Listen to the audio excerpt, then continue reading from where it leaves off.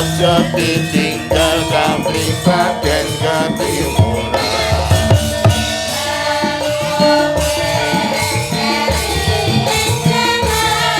Mbok yo sing eling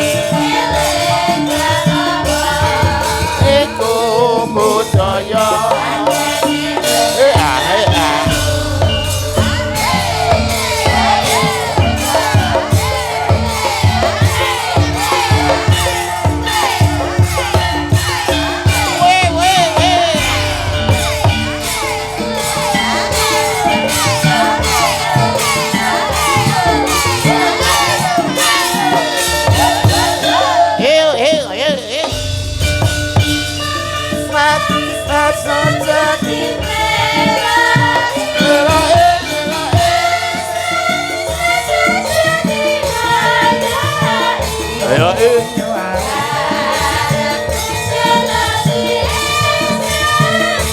Terus piye?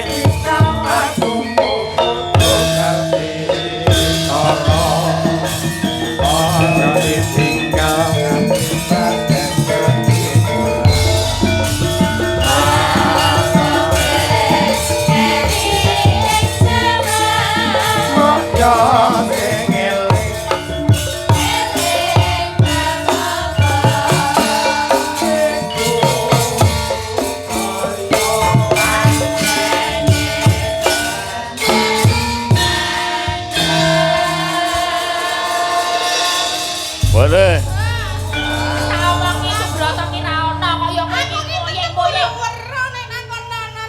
Ngembakne. Iki nek ora ndang tak paring usada iki malah ngombro-mbro gawe wirange wong tuwa. Iki tak tambanane ku nek wis mari tak undangke Den Mas Broto ya. Heeh. Wis menang wae tak ungkuli cethen mlengkung pucuk iki mesti bakal mari saknalika anakku Suminten Mario Suminten.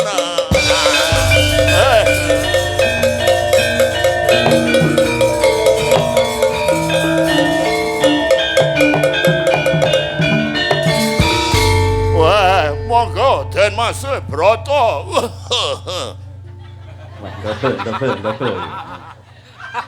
Wonten menapa, Bapak? Anak kula pun mari. Ketok ayu jenengan kudu tanggung jawab. Jawab.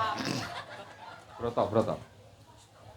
Menawi ngaten kula inggih nderek menapa iki dados kersanipun Bapak Warok. Kula ndobel mboten menapa-menapa kok. Abdine Broto melu lho, dijak omong lho, abdine. Abdine Broto. Nggih. Brondol, ndi ngono?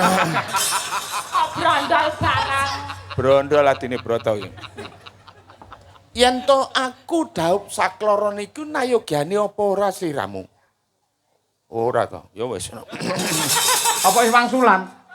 Lah dadak kaya sing entuk tiket kae dadak. Wis Pak. Suminten kelawan cempluk kepiye wae iki wis dadi jatahmu kudu dadi bojoku sakloron. Aja kuwatir. Nadyan kowe ki tak dobol tresnaku padha wong ayu.